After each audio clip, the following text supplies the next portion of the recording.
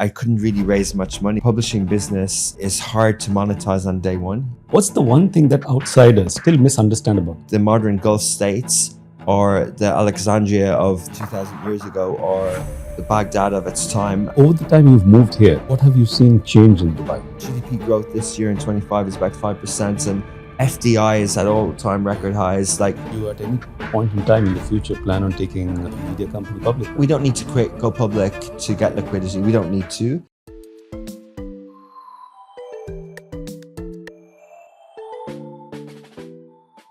Hi everyone, welcome to another episode of Dubai Uncovered podcast. Today we have a very special guest with us. He is the owner of Augustus Media, the company behind brands like Lovin Dubai and Smashy. I'd like to welcome Richard Fitzgerald. Thanks, Wasim. Thanks for having me on Uncovered, Dubai Uncovered. Pleasure. Richard, if you can just give us a bit of a brief about yourself and your journey within Dubai, that would be really helpful. Yeah, thank you. We were reflecting on it earlier that my first job in Dubai was in 2012, not far from here, in Dubai Internet City. And I'd come over from London. I originally grew up in Ireland. I was working in the media advertising space and quite specialized in social media. And I ran a regional department within a multinational, like a WPP networked agency. Okay. And that exposed me to the region. I was out of a lot of the countries in Middle East and North Africa. It gave me a great intro into the Arab world, into digital advertising and marketing. And then in 2015, I set up Lovin Dubai under the Augustus Media sort of business license, and yeah, built it out from there. It was a franchise of a friend in Dublin, Okay. Lovin Dublin. So I couldn't really raise much money, so I had to, it wasn't like ready for investors. So the publishing business is hard to monetize on day one. You have to build an audience. Sure. So it took a year or so to sort of really kind of get it off the ground. And now Lovin's in 22 cities across the region. We have many Smashy verticals: Smashy Business, Smashy Sports, and Smashy Entertainment are our main ones. We're 110 employees. We have offices in Dubai, Abu Dhabi, Doha, Riyadh, and Cairo. This year we will do $15 million gross revenue, inshallah. And then, we always operate, even in a pandemic year, at a profit margin. Like the average would be about 20%. We reinvest in the business. We say Augustus Media's mission is to become the modern media company of choice in the Middle East and North Africa by telling inspiring stories. And yeah, we sort of believe in building sort of kind of indigenous offices that support that local market, and in a sort of a growing emerging market in media, and navigating the changes across kind of text, audio, and video. And yeah, I run it as a CEO. I'm sort of more hands-on in Dubai. I have MDs in other markets, and yeah, we sort of we work with different government entities. We work with all the sort of utility entities on information and media offices. We get extra licenses in every country that we go to, and yeah, that's really it. What else about me? That's really it. That's nice. So apart from this business, I'd like to deviate a little bit about your interests as well, on your hobbies as well, as to what takes up your time away from work. Yeah, I sort of thrown myself into work in the last sort of decade. It's been 10 years now. When I came to Dubai, I used to play a lot of football, but then I kind of got into endurance stuff and endurance sports. Started off with marathons. Did my first marathon 18 years ago. Nice. And then I moved into triathlon. And I did my first sort of Ironman in 2017. So I've done 3 full and 10 half Ironmans. Wow. And yeah, it's a lot to do with sort of endurance sports, running, swimming, cycling, triathlons. I recently got married. I'm expecting, we're Congratulations. expecting, thank you, our first child in a month from now. Nice. So yeah, that's sort of, yeah. Dubai is home. Dubai is where we're sort of settled and we're happy. But I really like the region, and I'm not bored. Okay. That's good to hear that. So over the time you've moved here, what have you seen change in Dubai? Yeah, I think people have different ways of sort of, everyone's got a different lens, their different viewpoints. I've seen a lot of things change. Like there are a lot of narratives that sort of have said how the city's evolved. At first, a lot of people would talk about the skylines and the pace of construction and new Yeah. developments, and that cities within cities narrative, or in the F&B they would say first it was international chains, then it was high end international brands, then it was sort of Right. local brands that became chains, then the sort of Michelin Guide and things like that. So even in apparel, like first it was sort of uh, regional families that would franchise and license apparel, and like clothing, and as also in F&B, and then sort of evolve into sort of manufacturing within the region, and I think we're seeing more of that. So there's different trends like that. My first few years here, I wasn't in the weeds on the ground. I was a lot of the time in places like Lebanon and Saudi and other Gulf countries and Egypt. So it was only when I started Lovin Dubai in 2015 that I really got to feel the Hmm. F&B PR world. Like Yeah. I got to see that like Dubai could occupy and consume one's business totally. Okay. I didn't think that when I came first. I thought like people would be in other cities or doing other things in the region. But then I did see that Dubai was its own microcosm, and you could be fully focused here, whether it's in real estate or F&B or PR. Some of the PR agencies that Love in Dubai work with, all their businesses in Dubai, like fully, like one office, but all their clients would only be focused on. At the time, the city, when I moved here, the Central Statistics Office will have the more accurate numbers, but it was, 2.5 million people with sort of Yeah. maybe a million coming in during the day on busy days or whatever. But now we're up to, I think, 3.91 H125, and then crossing over to 4 million.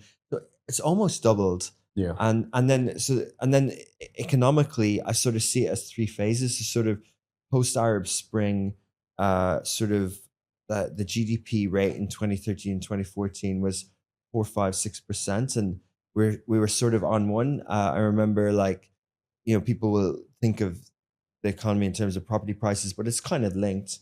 The GDP rate was growing so high. Then we never went into two cyclical quarters of decline, of recession, but it felt like it 2016, 2017, That's true. 2018, 2019, especially with the low oil price and the decline in property. And people would say to us in the media, why aren't you talking about the recession? Well, technically, it wasn't a recession. Mm. And also globally, there wasn't a recession at that time, but there was definitely a sort of after, when I arrived here, the economy was growing, and then there was a sort of a little dip, A little dip. Yeah. and then sort of post 2020, we've obviously seen, and people will credit different reasons for that, but GDP growth this year in 25 is about 5%, and FDI is at all time Yeah. record highs. Like the macro and micro economic factors that are at play right now. People will have narratives, right? Are we in a property bubble or not? Like it almost doesn't matter because the GDP is growing. So it doesn't really matter. Like if you're looking at one industry, the overall health of the economy is as strong as it's ever been. That's true. That's true. So you don't see a property bubble forming here. Well, no, property's cyclical. Yeah, like if obviously I'm speaking to real estate guys, but I think it doesn't matter. And if all your eggs are in one basket, if you're just in property, then you need to have the answer to that. But I don't think Dubai worries too much about whether in the next 5 years there's a 15% correction or not. Like I don't think that city planning ultimately worries about that, Yeah. or the economy and business people. Like in terms of my outlook, and I know we're talking about Dubai on Cover podcast, but I sort of look at regional opportunities. And but yeah, to answer the question, yes, I do. I think there's going to be oversupply, but it's a very layman's uh, terms on this. I think there's going to be buying opportunities. Yeah. I think yeah, I potentially do, but I'm not. I don't over. I'm not a big. I don't get excited by property. I'll put it that way. Fair point. So I have some property investments, but it doesn't. I don't really mind. Like, houses to live in Yeah, per yeah. se. But yeah, Fair point. Uh, what's the one thing that outsiders still misunderstand about? I think the Dubai as a two syllable word is a brand and it has connotations to it. And I think even the framing of the question means you have to sort of answer it in that way. And I think that's the misconception. I think you you can't answer Dubai in it's not one thing outsiders or insiders, they're right and we're wrong, or which perception. And I think people here are almost a little bit too obsessed with it per se and internationally. And I think that's what they get wrong about it. You don't have to say it's a concrete jungle or it's a melting pot or this or that. Mhm. It's a way of life. It's a city. I think we're living in an era of multipolar economies, and I think the Middle East is one. I think Global South is sort of another trend, another theme, Mhm. and I think the modern Gulf states or the Alexandria of the 2,000 years ago or the Baghdad of its time. And I think if people can't see that, then they're missing something big. And Yeah. I would include Abu Dhabi, Doha, Riyadh mainly in this, but there's other stories to be told in the region. And I think anyone to sort of think of it as early or late or trend or like or not is just missing the fact that it's significant, it's important. 2,000 years ago, Alexandria was the most populated city in the world, Yeah. and Baghdad had that moniker at one point. And I think we're going to have that, especially with climate change, especially with the way regulations been done in this part of the world. I think we're just going to see real growth as we're seeing. Like the numbers don't lie. Yeah. It's true. That's true. So your brands are present in 22 cities. Yeah. What is the differentiating factor between all these cities, and how does Dubai come into the picture with as compared to the all the other cities? Yeah. So the way that we view media is either the media is the content and the medium Yeah. is the point of distribution. We're generally on the media content creation side, and we tend to distribute on digital, whether it's social media apps, websites, or podcast apps for now, or smart TVs and newsletters and things like that. On the media side, we have two consumer-facing brands, Smashy and Lovin, and then we have an originals production house called Odium. Uh, on Lovin, we say the media lens, the way that we describe it is it's love and life. So it's describing the best things to do, telling the stories, the zeitgeist of the cities. And the Smashy lens, the tagline is for the driven, the dreamers, the doers. So it's more inspirational, aspirational content. Whereas Lovin is more about like, where am I traveling to next? Where am I eating next? What am I Yeah. doing? Yeah. Who's trending? What's trending? What's happening now in all the cities. And the cities are different, but some sort of fundamental storytelling techniques work. There are influencers in every market, but they're different in every market. Yeah. Some cities in the region. So I say 22 11 cities. I think about 7 or 8 are sort of fully active, that we generate revenue and we do like 14 hours a day, 7 days a week. Okay. The others are lightly resourced, as in like in Muscat we have one journalist, in Baghdad we have one journalist, in Mm. Gaza we have two journalists, in Amman we have one journalist, Okay. in Bahrain we have one journalist, one and a half part-time. So in some of these cities we're sort of light, in others where we're more active. I could answer the question a bit better in terms of in Cairo, the content that we produce in Cairo is very tailored towards an Egyptian audience, and in Abu Dhabi, Doha, and Dubai, it's sort of an immigrant expat sort of mixed with local audience. Okay. And some of these factors and positioning of the brand will be slightly different. In Saudi, we approach it a bit different. We did Love in Saudi Bilarabi like as a sort of a nation platform, and then we do Love in Riyadh, Jeddah, and a few others Okay. uh, as more local approach. Mhm. We do intend to be more and more local, but the sort of the language mix sort of works like that for now. But yeah, it's different storytelling. It's different things in different places. In terms of revenue, like sometimes a city would be a better viable business than another one, depending on the economics of the country. Like Abu Dhabi does well for us Mm. because it's a branch office. We only have I think 5 people in that office, Okay. as opposed to 20 in Riyadh, 35 in Dubai, 50 in Cairo, 5 in Doha. But Abu Dhabi does a lot better because it's got the proximity to our strongest brand and our Mhm. original brand, Lovin Dubai.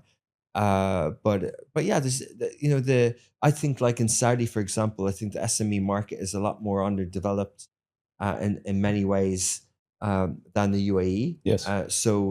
That affects our business in different ways. But in terms of content, the brands we don't see Lovin as a franchise because you can't say same size straw in each restaurant in Yeah. each Yeah. city. You have to have flexibility. Like we do focus on Middle East and North Africa, but we did try a JV in Sudan and in Pakistan, and I don't think you can apply the same ingredients everywhere. But the some of the fundamentals exist. Okay. And as compared to the other cities, in terms of growth numbers, you're looking at UAE still being one of the top performing markets for you. Yeah, so we started in Dubai, and I'm still based here in 2015. And even though we were in Saudi in 2017, like we only, only 22 and 23 were the only profitable years in Saudi. We're still investing in that Yeah. market. Yeah. UAE does about 80% of our business. So it's in terms of business, in terms of audience growth, the Smashy business brand, the Smashy sports brand are growing.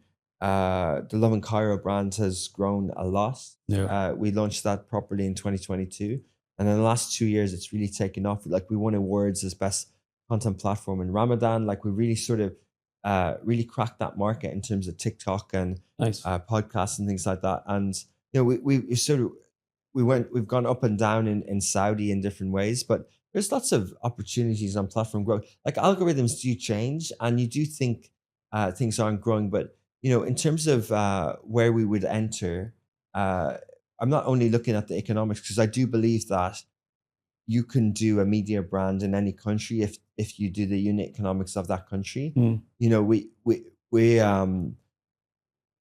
we're not losing money in Egypt with 50 people from funds in that market, even though we have some support in that office for the region like tech, because we know how to price for that market. We know how to do advertising in that market. Yeah. Similarly, like in the Levant region, we're still building audiences there, so we haven't done commercial work as much yet, but I do think it's possible.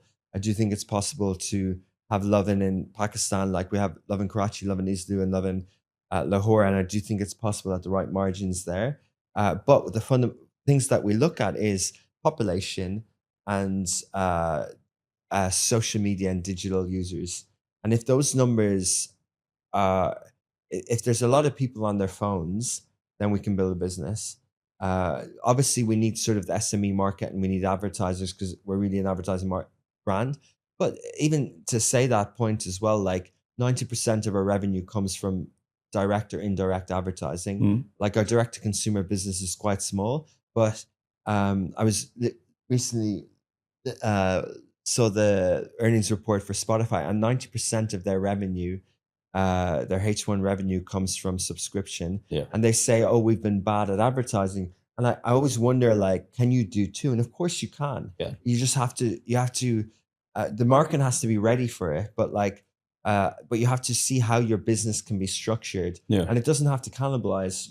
Like I'm going a little bit deep on media, but like when streaming started, everyone thought that SVOD, subscription video on demand, the original Netflix model, was different to AVOD, advertising video on demand. Yeah. And no one ever thought that they lived together, but they do. But it's just how do they live together, and how do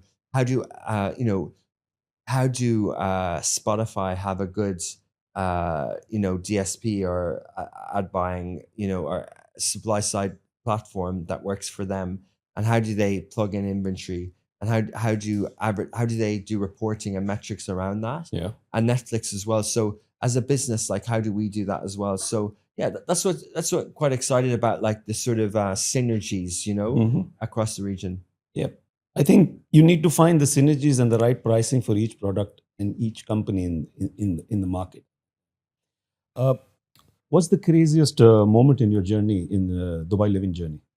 Loving Dubai journey. There have been so many. There's been amazing stories. We're doing our 11, 10 years at the moment, and we're looking back on uh, the sort of memories of the city, like from the highs of, Expo to royal babies to celebs coming to town and Yeah. running around and all that sort of stuff. Like, there's been a lot of good moments, and then there's been this sort of natural disasters like the Dubai floods, Yeah. the fires, the plane accidents, and things like this.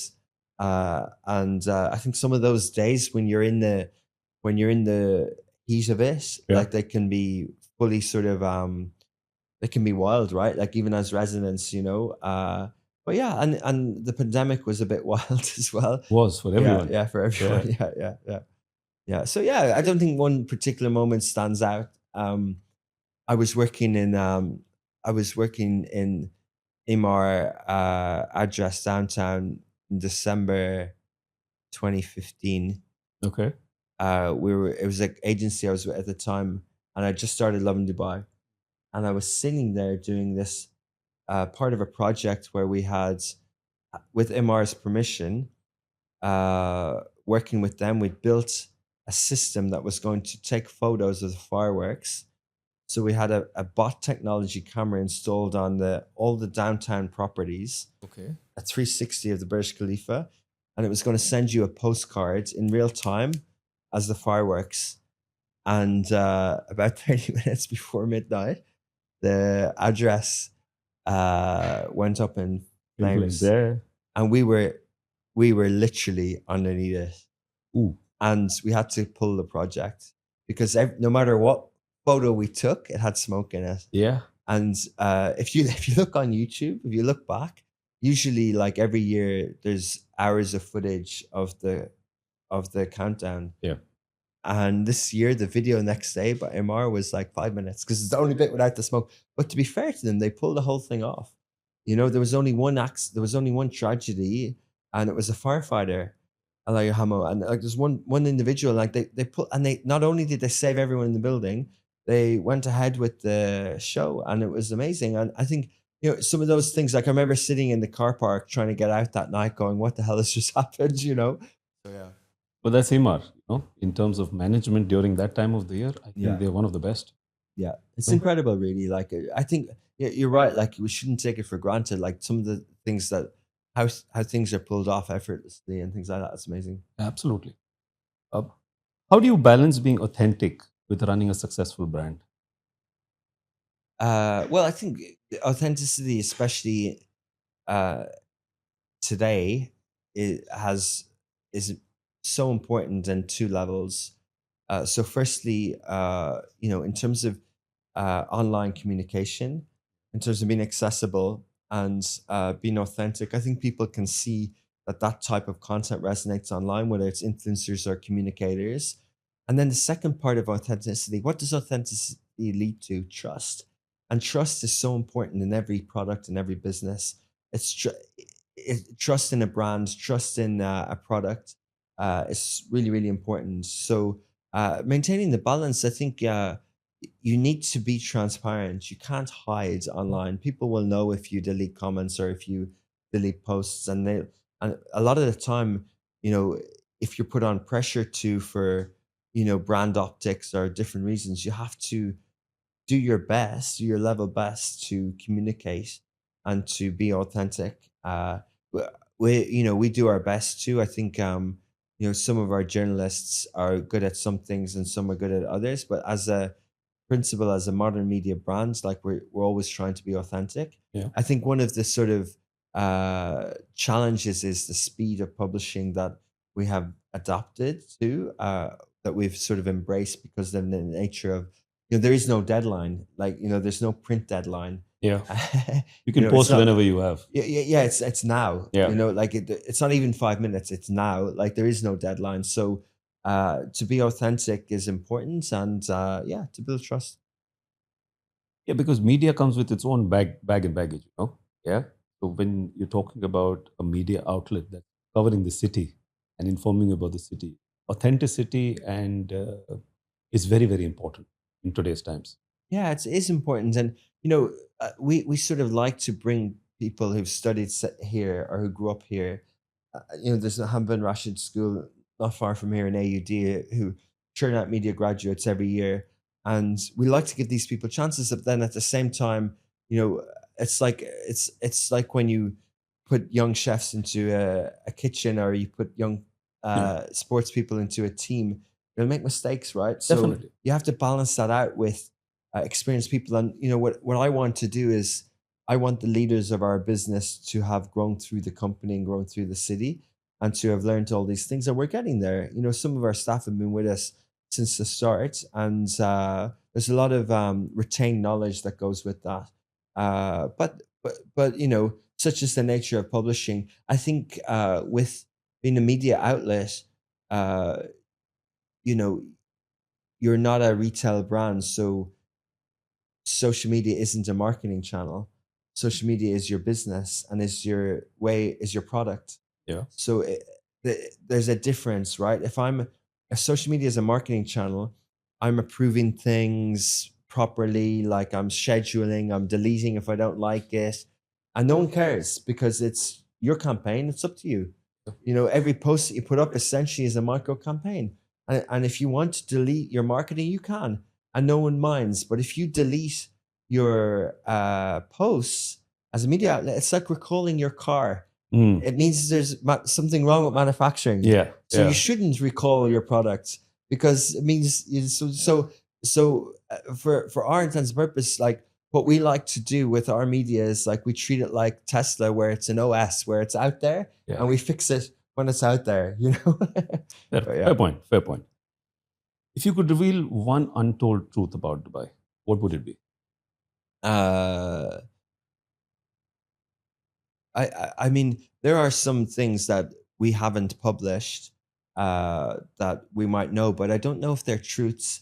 I think there might be things that sort of have come our way, and we've decided not to publish on a sort of stories. I can't think of one top of my mind, but if it's the truth for me, I think it is a place where you can build a life. It is a place where have you can choose your path. It's not a tiny city where everyone's the same. Like, there are people doing different things.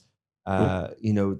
There are some people who get swept up in Dubai and the lifestyle, and there's others who sort of manage that well and things like that. So yeah, I think it's a place where, as an immigrant, you can make home. That would be my sort of truth to it. Very well said. Very well said. Uh, when did you first realize Lovin Dubai could influence real life events? I mean, honestly, like, obviously, if you're publishing online and you're a media channel, uh, it goes without saying from day one, if you have an audience, you have a responsibility. Yeah. Does that mean that I thought that we could impact or change things on day one with a small audience? No, but it goes with the territory that you're, by default, there is some knock-on effect. And largely from a media lens, we'd largely think positive, but even our advertising product, as much as it is an awareness product, Yeah. we do see footfall. Like, we've seen, people have told us that, like, they've seen posts in Lovin Dubai, and the next day their burger joint is full. And like, we've seen this like Yes. over the years. So, like, we get messages like this all the time. I think we referred earlier during Corona, that summer of 2020, after there was two incidences that happened at that time. I think it was after uh Eid al-Fitr. I forget which exactly, when Dubai opened up, like, out of lockdown. But I remember the first day, and my native countrymen were lining up outside a well-known Irish establishment, waiting for the doors to open Those in who the own it, early yeah, hours. yeah. And it was the first day I Eid, and we put up a post, and oh my God, the backlash, and it was that pent, because people were in their houses for 2 or 3 months, Exactly. and they weren't out. And when they saw that other people were out and living Yeah. their life en masse and going for a drink, during Eid, it triggered, and it really, really like it. Like I could feel the temperature of the reaction, and anecdotally, like I won't even lay claim to this and say it on a podcast, but we've heard that uh, heard some stuff that regularly things change as a reaction to that type of incident, Mm. for the good. And then, that summer as well, we did a thing called Business Bounce Back in Dubai, where I think we did 17 businesses once a week, knock on effect. And, we basically dedicated the whole week worth of advertising to a business. And I remember people ringing me up, like my friend who was a swim coach, and he was just like, thank you so much. Like, you've saved our business, you've saved our summer. Nice. Like we have two or three, our phones off the hook and things like that. And like, they're small anecdotes, but like, you do get things like this, Yeah. people do say to you, hey, you made me go viral, or things like this. But like, I'm a bit like realistic about this. Like, it's not just Lovin Dubai. It's the platforms. It's the nature of social media. Like, I didn't invent Instagram, and also the city itself has enabled businesses to bounce back. The city itself has uh, built this economy and things like that. So, I wouldn't necessarily like say that Lovin Dubai is more influential than another platform or not. But I think, by default, we have to be aware that, like, if we publish anything online, we're all publishers. Yeah. And going back to the media question, I think what Dubai regulatory have done really well is introduce licensing that uh, you know puts everyone on the level playing field. There's a bit more regulation for media licenses, but actually everyone who generates revenue through advertising or creators online is regulated. Yeah. And I think that's the way to look at media these days.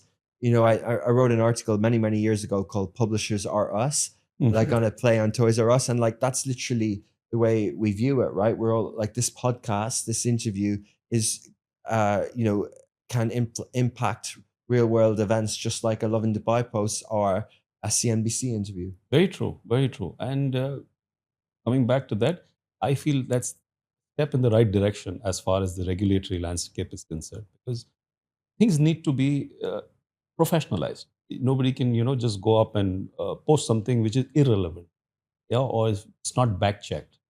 You need to have somebody who's going to take responsibility for what they're saying. Uh, Going forward, Love in Dubai, Smash, a big brand, media brand. Uh, what is the one big trend that in Dubai that you see that a lot of people are not talking about? Something you want to you something have something in mind that not being talked about.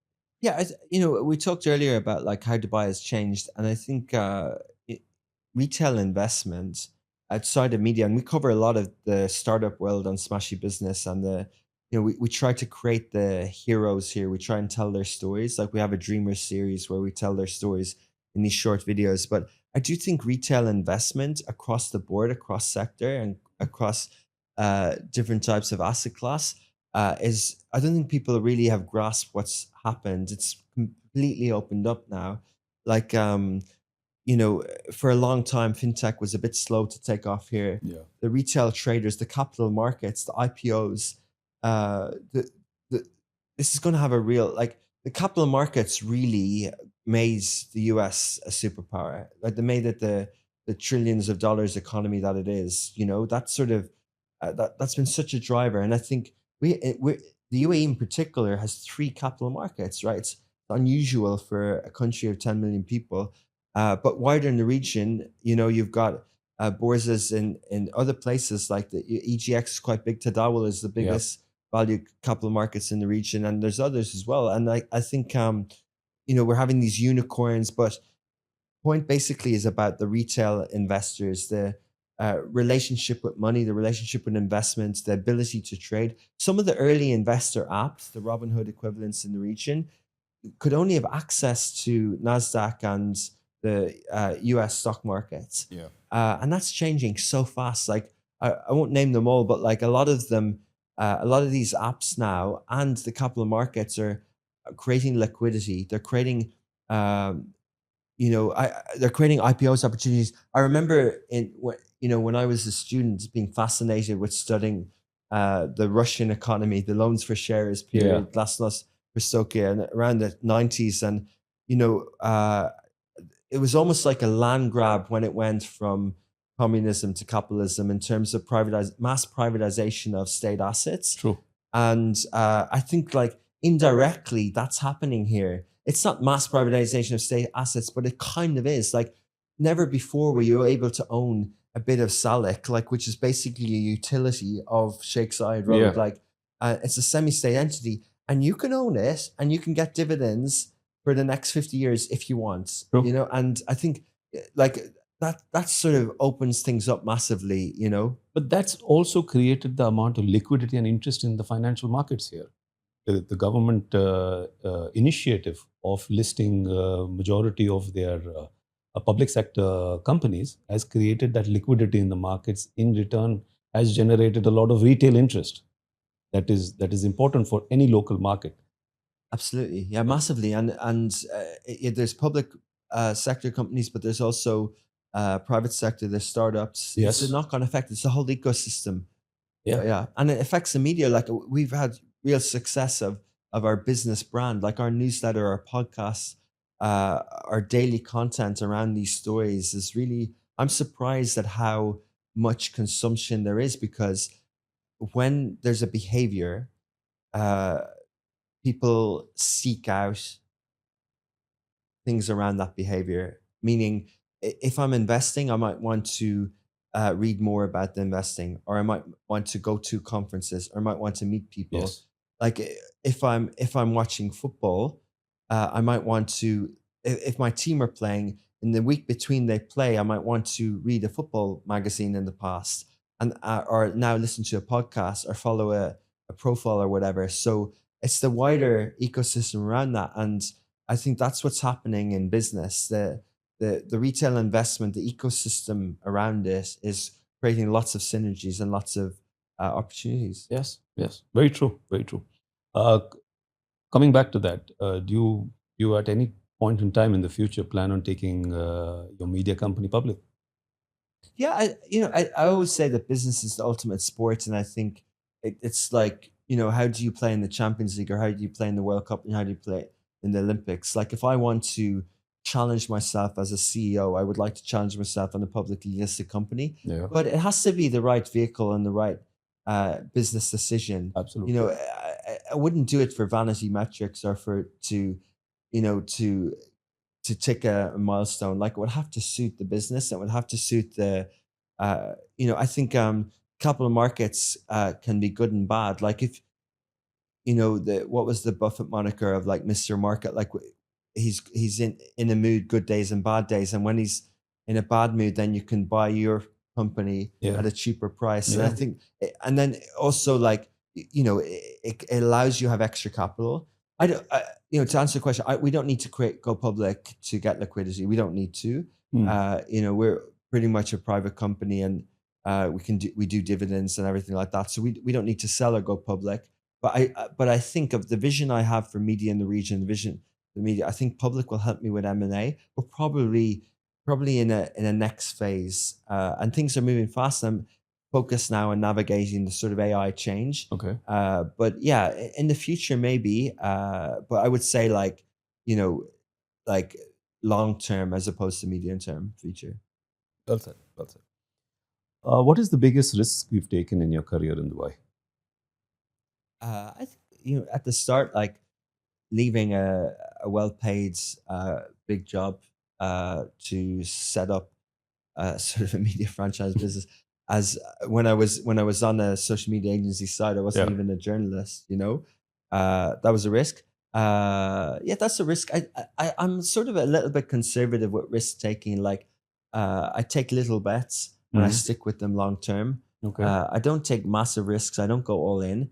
I'm not a massive gambler in any way, but yeah, I would take strategic risk bets, but I almost don't see them as too much risk because I think if you go in a little bit and you stick it out and you pivot, Mm. then it's more a commitment, a disciplined commitment as opposed to a risk.